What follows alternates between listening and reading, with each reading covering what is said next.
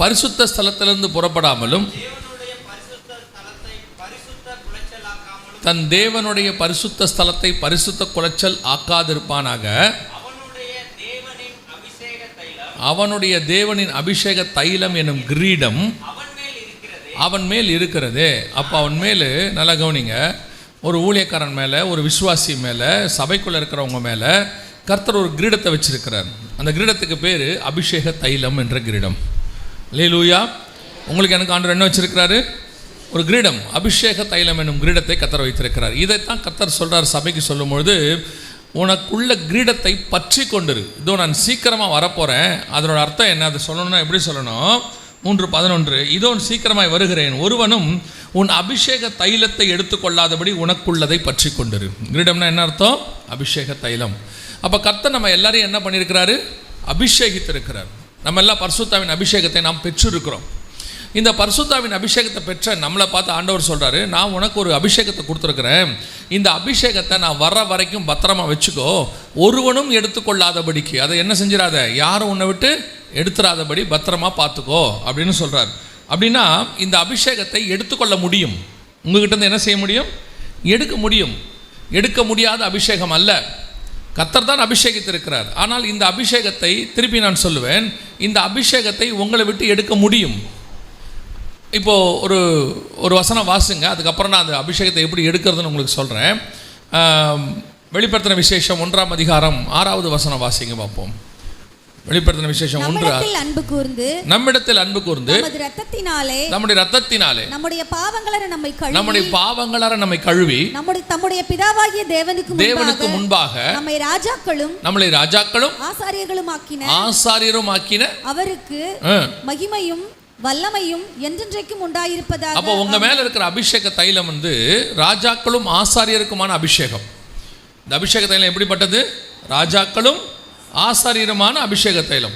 அப்போ அந்த ராஜாக்களும் ஆசாரியருமான அபிஷேக தைலத்தை ஒருவனும் எடுத்துக்கொள்ளாதபடிக்கு என்ன செய்ய? பற்றி கொண்டிரு. ரொம்ப கேர்ஃபுல்லாக பார்த்துக்கோ அப்படின்னு ஆண்டவர் சொல்கிறார். புதிய ஏற்பாட்டில் இதுக்கு ஒரு பேர் உண்டு, மெல்கிசேதேக்கின் முறைமை அப்படின்பாங்க. ராஜாவும் ஆசாரியனும் அது ஒரே வார்த்தையில் சொல்லுவாங்க. ஆனால் நம்ம மேலே இருக்கிற அபிஷேகம் 2 பகுதியாக இருக்கிறது. ஒன்று ராஜாக்களும், இன்னொன்று ஆசாரியருமாய் இருக்கிறது. இதை 2ஐயும் பத்திரமாக பாதுகாத்துக் கொள்ளும்படி ஆண்டவர் சொல்கிறார். ஆனால் இதை எடுத்துக்கொள்வதற்கு வாய்ப்பு இருக்கிறது. கர்த்தர் அபிஷேகித்தார், உணர்த்துவார், ரொம்ப கர்த்தர் பேசுவார், அதை பத்திரமா வச்சுக்கிறதுக்கு எல்லாம் சொல்வார். ஆனால் அதை அசட்டை பண்ணி விடும் பொழுது அதை கர்த்தர் என்ன செய்கிறாரு? வேறு வழி இல்லை, அதை எடுத்து விடுகிறார். வாசிங்க 1 சாமுவேலின் புஸ்தகம் 2ஆம் அதிகாரம் 35வது வசனம் வாசிங்க. நான் என் உள்ளத்துக்கும் என் சித்தத்துக்கும் ஏற்றபடி செய்யத்தக்க உண்மையான ஒரு ஆசாரியனை எழும்ப பண்ணி அவனுக்கு நிலையான வீட்டை கட்டுவேன். அவன் என்னால் அபிஷேகம் பண்ணப்பட்டவனுக்கு முன்பாக சகல நாளும் நடந்து கொள்வார். இது யாரை பத்தி இருக்குது? அந்த இடத்துல சாமுவேலை பத்தி சொல்லப்படுவதாக பார்க்கிறோம்.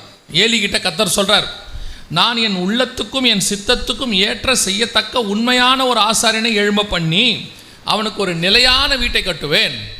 அப்போ இந்த இடத்துல யாரை பற்றி கர்த்தர் பேசுகிறாரு? வசனம் சொல்லும் பொழுது இந்த ஏலி கிட்ட சொல்லும் பொழுது கர்த்தர் இந்த வார்த்தையை சொல்கிறார். ஏலிக்கு கர்த்தர் ஒரு அபிஷேகத்தை கொடுத்துருந்தார். அதான் ரொம்ப ஆச்சரியம். அந்த அபிஷேகத்தை பற்றி கர்த்தர் சொல்லும் போது சொல்கிறாரு, அது நித்திய அபிஷேகங்கிறார். வாசிங்க யாத்ராகமத்தின் புஸ்தகம் 40ஆம் அதிகாரம் 15வது வசனம் வாசிங்க. யாத்ராகமத்தின் புஸ்தகம் 40ஆம் அதிகாரம் 15வது வசனம். அவர்கள் எனக்கு ஆசாரிய ஊழியம் செய்யும்படி அவர்களையும் அவர்கள் தகப்பனையும் அபிஷேகம் பண்ணினபடியே அபிஷேகம் பண்ணுவாயாக. அவர்கள் பெறும் அந்த அபிஷேகம் தலைமுறை தோறும் நித்திய ஆசாரியத்துவத்துக்கு ஏதுவாய் இருக்கும் என்றார். எப்படி இருக்கும்? நித்திய ஆசாரியத்துவம். அப்போ அது தலைமையில் வைக்கப்பட்ட அபிஷேகத்தினுடைய மகத்துவம் என்றால் நித்திய ஆசாரித்துவம். நித்தியம் என்றால் எட்டர்னல், என்றென்றைக்கும். அப்போ ஆரோனின் மேல் ஊற்றப்பட்ட அந்த அபிஷேக தைலமானது அவர்கள் பிள்ளைகள் வழியாக நித்திய ஆசாரித்துவம் வேதம் சொல்லுது.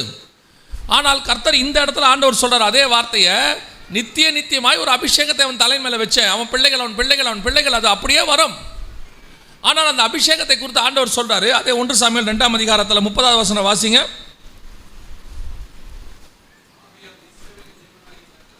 ஆகையால் இஸ்ரவேலின் தேவனாகிய கர்த்தர் சொல்லுகிறதாவது, என்றென்றைக்கும் என் சந்நிதியில் நடந்து கொள்வார்கள் என்று நான் நிச்சயமாய் சொல்லி இருந்தும் இது அதனுக்கு. அப்பனா என்ன அர்த்தம்? நான் சொன்னேன், நான் அபிஷேகிச்சேன், நான் தான் சொன்னேன், நித்திய அபிஷேகம், நித்திய ஆசாரித்துவம் நான் தான் சொன்னேன். ஆனால் இப்பொழுது எனக்கு அது தூரமாய் இருப்பதாக. அதான் இங்க பிரச்சனை. இப்போ கர்த்தர் அபிஷேகித்துட்டார், ஊழியம் கொடுத்துட்டாரு, அல்லது உங்களுக்கு வரம் கொடுத்துட்டாரு, அல்லது கர்த்தர் உங்களை ராஜாக்களும் ஆசாரியருமா அழைத்து ஒரு சபைக்குள்ள கொண்டு வந்து வச்சுட்டாரு. ஆனால் ஆண்டவர் சொல்றாரு, இந்த நித்திய அபிஷேகத்தை ஒருவனும் எடுத்துக்கொள்ளாதபடிக்கு எனக்கு கொடுத்தாட்டு. நம்மளை பொறுத்த வரைக்கும் என்னது? ஆவியானவர் வந்துட்டார், அபிஷேகம் பெற்றாச்சு. இந்த ஆவியானவர் உங்களுக்குள்ள இருக்கிறாரா? அந்த ஆவியானவர் இன்னும் உங்களுக்குள்ள இருந்து கிரியை செய்கிறாரா? அதான் கேள்வி. ஒரு பாவம் செஞ்ச உடனே 51ஆம் சங்கீதத்தில் ஒரு பாவம் செஞ்ச உடனே தாவீதுக்கு தெரியுது ஆவியானவர் என்னை விட்டு போறாரு. அதனால தான் அவன் சொல்றான், அவனுடைய பரிசுத்த ஆவியை என்னை விட்டு எடுக்காமலும். அப்படின்னா என்ன அர்த்தம்? அந்த அபிஷேகம் என்னை விட்டு போகாதபடி பாதுகாத்து கொள்ளும். அவன் அதான் சொல்றான், அந்த அபிஷேகம் என்னை விட்டு போகாதபடி. இன்னைக்கு நமக்கு பாவம் செய்கிறோம், ஆனால் ஆவியானவர் இருக்கிறாரா இல்லையா நமக்கு தெரியல. ஆவியானவர் ஏன்னா நம்ம அந்த பழைய அபிஷேகத்திலே ஓடிக்கிட்டு இருக்கிறோம். பழைய அபிஷேகம் அந்த அந்நிய பாஷை அப்படியே கர்த்தருக்குள்ள அப்படியே வந்து வந்து வந்து வந்து அது ஒரு முறைமையாயிடுச்சு. அதனுடைய விளைவு என்ன? இப்போ அந்த அபிஷேகம் இருக்கா இல்லையா? ஏலிகிட்ட கர்த்தர் அப்படியே சொல்லிக்கிட்டே இருக்கிறாரு. ஆனால் அந்த கடிந்து கொள்ளுதல், அவர் சொல்லக்கூடியதான காரியங்களுக்கு அவன் செவி சாய்க்கவில்லை. ஆண்டவர் சொல்றாரு, நான் சொன்னேன் அவன்கிட்ட, அவன் கேட்கல, அவனை தள்ளிடுன்ட்டார். இதுதான் ரொம்ப டேஞ்சர். நிறைய பேர் என்ன நினச்சிக்கிறோம்? கர்த்தர் கிருபை, கர்த்தருடைய கிருபை, அதனால் அந்த ஆண்டவர் நம்மளை விட்டு எடுக்கவே மாட்டார் அப்படின்லாம் நம்ம நினச்சிட்டு இருக்கிறோம்.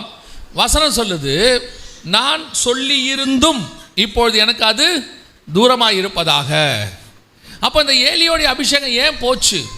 ஏலியோடைய அபிஷேகம் போனதுக்கு என்ன காரணம்? தொடர்ந்து அந்த வசனத்தை வாசிங்க. அப்படியே என்னை கனம் பண்ணுகிறவர்களை நான் கனம் பண்ணுகிறவர்களை நான் கனம் பண்ணுவேன், நான் கனம் பண்ணுவேன். என்னை அசட்டை பண்ணுகிறவர்கள் என்னை அசட்டை பண்ணுகிறவர்களை கனவீனப்படுவார்கள் என்று கர்த்தர் சொல்லுகிறார். கனவீனம் பண்ணுவார்கள் என்று கர்த்தர் சொல்லுகிறார். அப்பனா என்ன அர்த்தம்? கர்த்தர் எதிர்பார்க்கிறாரு, நான் பிதாவானால் என் கனம் எங்கே? மல்கியா புஸ்தகத்தில் ஆண்டவர் கேட்பாரு, நான் பிதாவானால் என் கனம் எங்கே? எனக்கு கொடுக்க வேண்டிய கனம், கர்த்தருக்கு கொடுக்க வேண்டிய கனம் ஒன்று இருக்கிறது. அப்போ கர்த்தருக்கு கொடுக்க வேண்டிய கனத்தை நீங்கள் எப்படி கொடுப்பீங்க? கர்த்தருக்கு நேரடியாக கனம் கொடுக்கறது ஒன்று இருக்குது, அதை கொடுக்கணும். கர்த்தர் உன்னை பார்த்து ஒரு காரியம் சொல்லியிருக்கிறாரா, ஒரு விஷயத்தை உங்கள்கிட்ட சொல்லி உன்னை கொண்டு செய்கிறேன்னு சொல்லியிருக்கிறாரா, அந்த காரியத்திற்கு நீங்கள் கனம் கொடுக்கணும். நீங்கள் ஒரு விஷயம் இருக்குது, ஒருத்தர் வந்து உங்ககிட்ட ஒரு பொருள் கொடுத்துட்டாரு, அந்த பொருளை கொடுத்துட்டு இதை பத்திரமா வச்சுக்கோன்னு சொல்கிறது, அந்த பொருளை பத்திரமா வச்சுக்கிறத அடையாளம் என்னென்னா, அவர் சொன்ன வார்த்தையை நீங்கள் கனப்படுத்துறீங்கன்னு அர்த்தம். புரியுதா? அவர் சொன்ன வார்த்தையை கனப்படுத்துறீங்கன்னு அர்த்தம். அப்படின்னா இந்த பொருளை நான் பார்த்துக்கிறதும் அவர் வார்த்தையை நான் கனப்படுத்துறதும் ஒன்று. இப்போ அவர் சொல்கிறாங்க, நீங்கள் அசட்டை பண்ணிட்டீங்க அல்லது கீழே போட்டீங்க. இப்போ அவர் சொல்வார், நான் எத்தனை தடவை சொன்னேன் உங்ககிட்ட, அப்போ என் வார்த்தைக்கு என்ன மரியாதை அப்படின்னு கேட்பாரா இல்லையா? அப்போ இதை கீழே போடுறதும் அவர் வார்த்தைக்கு மரியாதை கொடுக்காததும் ஒன்று. அப்போ என் கையில் கொடுத்துருக்கிற அபிஷேகத்தை நான் பாதுகாத்து கொள்றதும் அவரை கனப்படுத்துறதும் ஒன்று. அப்போ கர்த்தர் எனக்கு கொடுத்த வேலையை ஒழுங்காக செய்யறதும் கர்த்தரை கனப்படுத்துறா என்ன? நம்மளை பொறுத்த வரைக்கும் கனப்படுத்துறா என்ன? சோதரம் சோதரம் சோதரம் சோதரம், டெய்லி 1/2 மணி நேரம் ஜெபம் பண்ணுறது, 1 மணி நேரம் ஜெபம் பண்ணுறது, உயர்த்துறது, பாட்டு பாடுறது, இதெல்லாம் நம்ம நினச்சிட்டு இருக்கிறோம் கர்த்தரை கனப்படுத்துகிறோம். இது உயர்த்துதல், துதி, ஸ்தோத்திரம், கர்த்தர் செய்த நன்மைகளுக்கு நான் திருப்பி செலுத்துகிறேன். ஆனால் கனப்படுத்துறதுனா என்ன?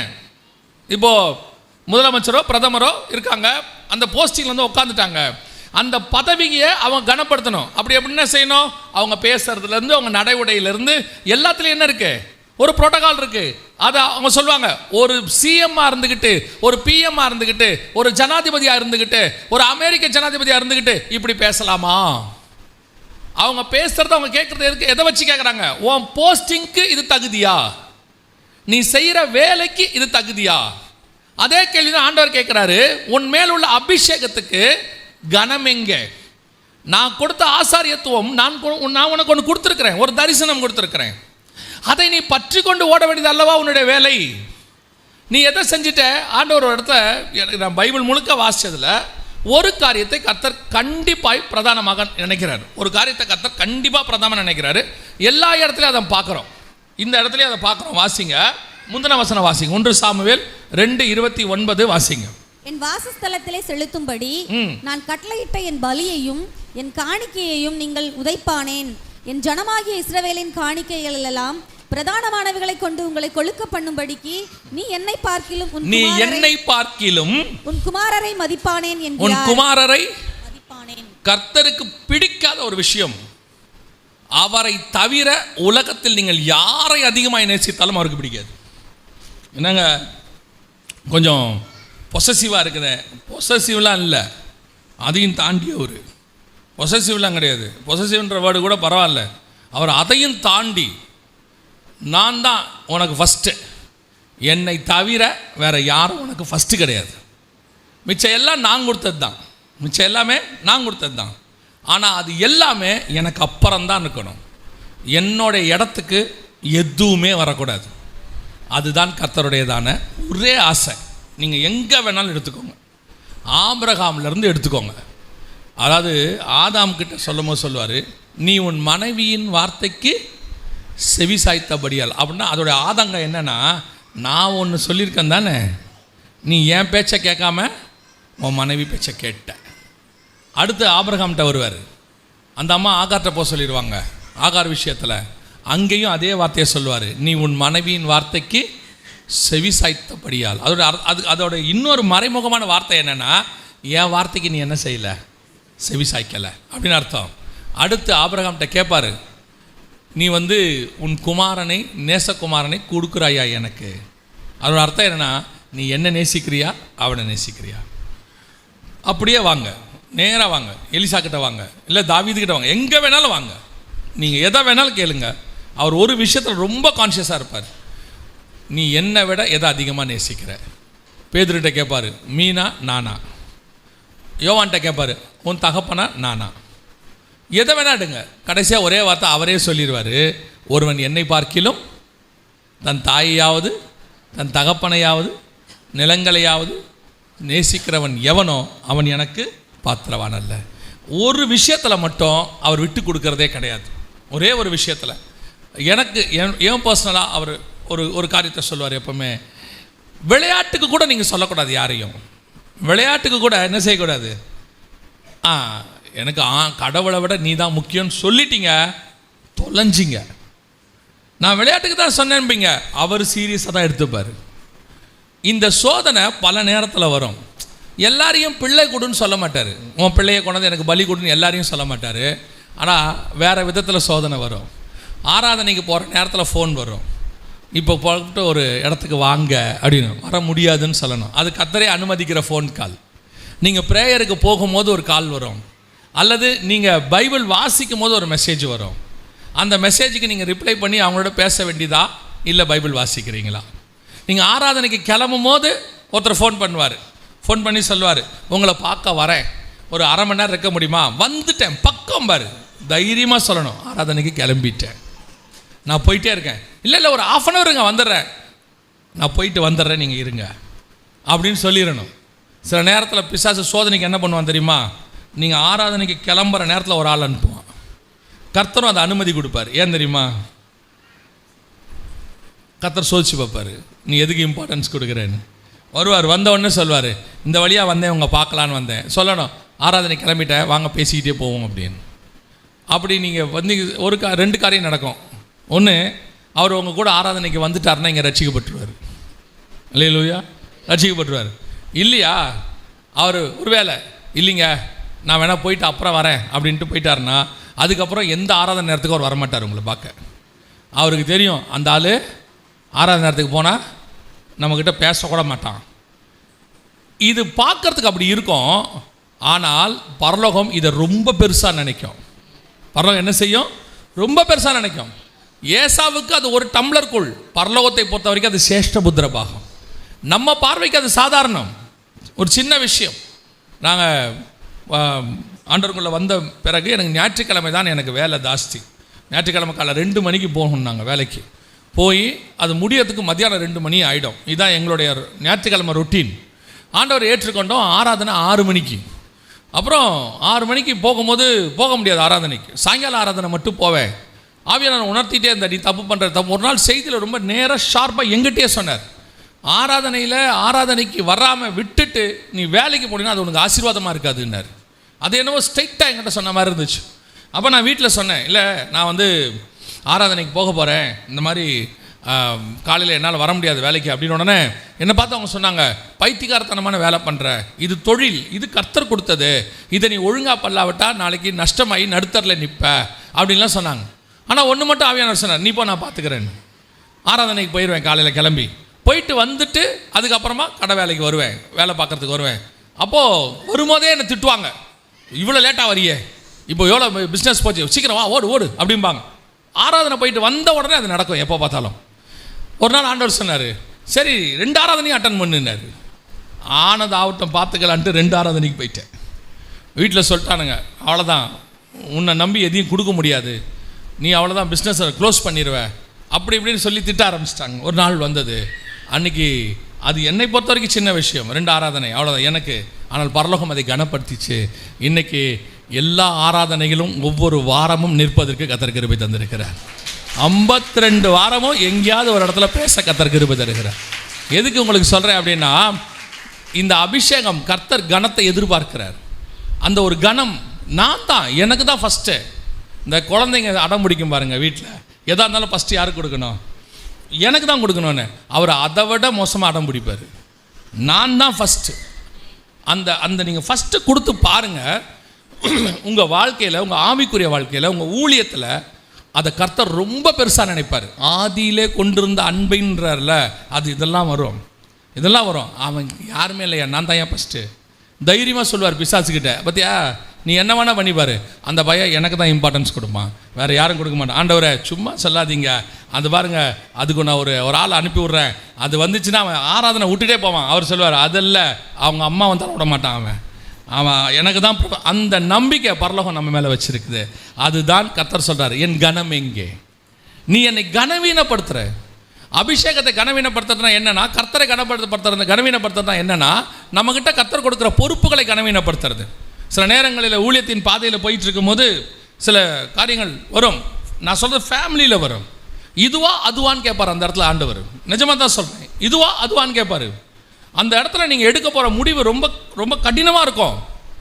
நான் என் லைஃப்பில் நடந்ததை சொல்கிறேன், அது எனக்கு கர்த்தர் சொல்லி கொடுத்த பாடம், அதனால் நான் தைரியமாக சொல்வேன்.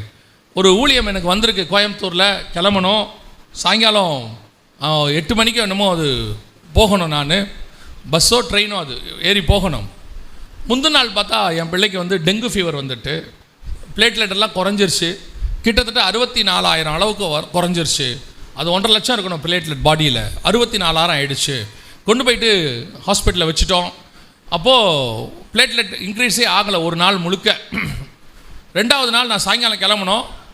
காலையில் 10 மணிக்கு கூப்பிட்டு டாக்டர் சொல்கிறாரு, பிளேட்லெட் இன்க்ரீஸ் ஆகலை, இன்னும் குறையும், குறைஞ்சிச்சுன்னா மூக்கில் வாயில் காதில் ரத்தம் வரும், தின்னாயிடும் பிளட்டு, அதனால் ரத்தம் வரும், நீங்கள் கொஞ்சம் பிளட்டெல்லாம் ரெடி பண்ணி வச்சுக்கோங்க, ஆட்களை நம்ம பிளட்டு ஏற்ற வேண்டி இருக்கும், எல்லாம் சொல்கிறாங்க.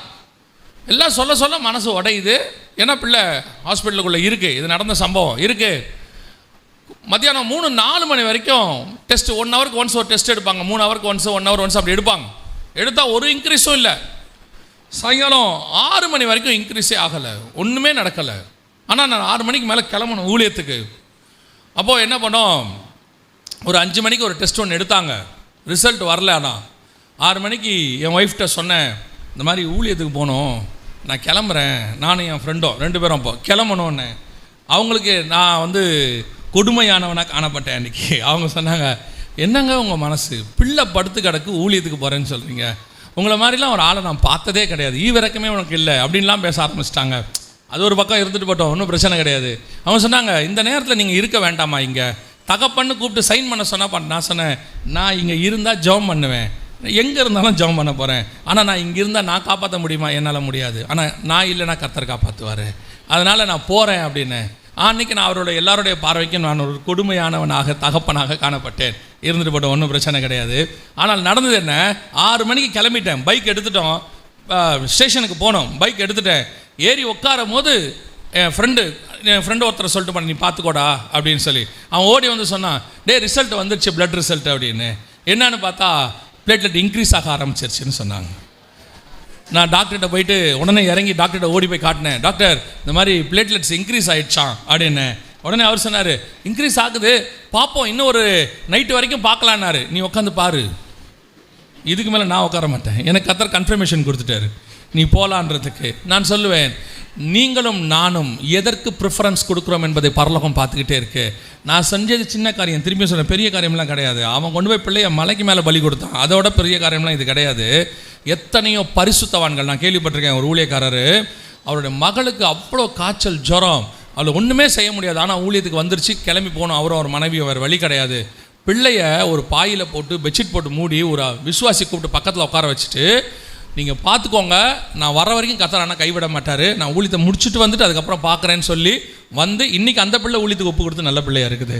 எதுக்கு சொல்கிறேன், நாம் சில நேரங்களில் பரலோகம் அந்த அனுமதி கொடுக்குது, ப்ரிஃபரன்ஸ். இன்றைக்கி ஞாயிற்றுக்கிழமை சபைக்கு வர்றதுக்கு வேலையை விட்டு வரமாட்டோம், ஆண்டவருக்காக வரமாட்டோம், ஏதாவது ஒரு சொந்தக்காரங்க வந்துட்டாங்கன்னா வரமாட்டோம், கல்யாணம் வந்துருச்சா கல்யாணத்துக்கு போயிடுறது.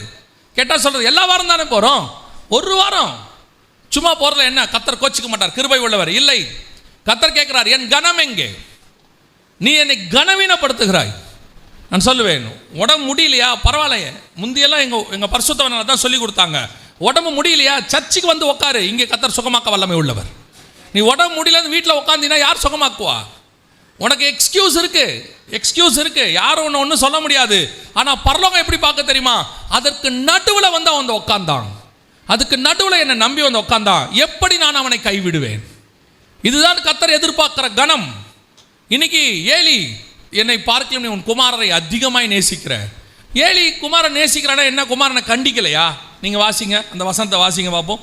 சாமுவேலின் புஸ்தகம் 2ஆம் அதிகாரம் 24வது வசனம் வாசிங்க. 24, 25 வாசிங்க.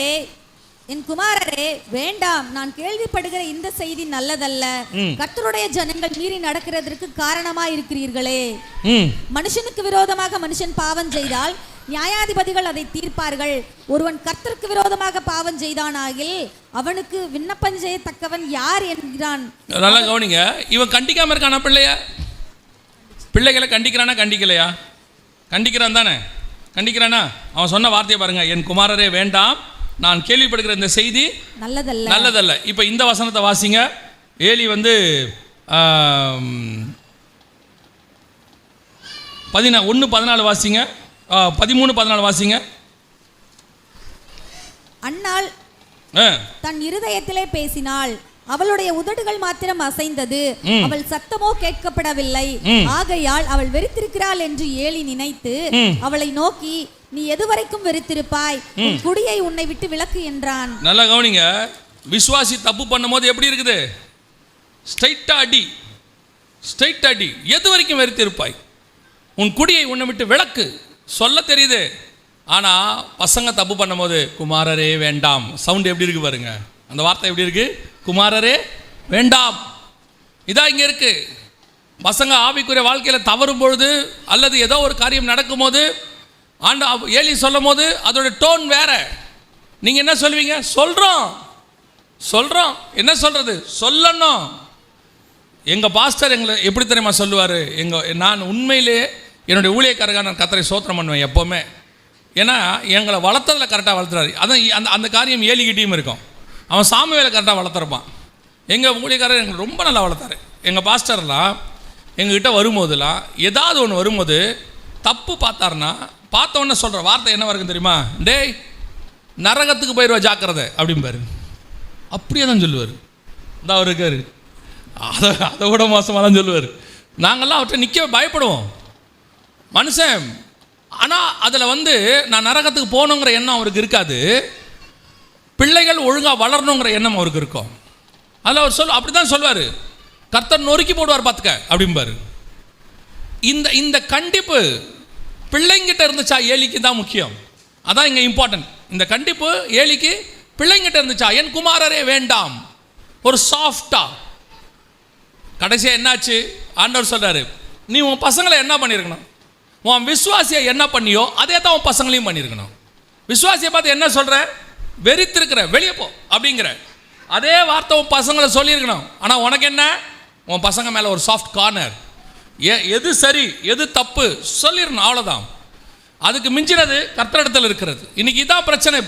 இன்னைக்கு ஒரு ப்ராப்ளம் என்ன, ஒரு கணம் இருக்குது, அந்த கணம் பிள்ளைகளை விட அதிகமாய் கர்த்தருக்கு இருக்கணும். கர்த்தரை விட அதிகமாக பிள்ளைங்கிட்ட போயிடக்கூடாது.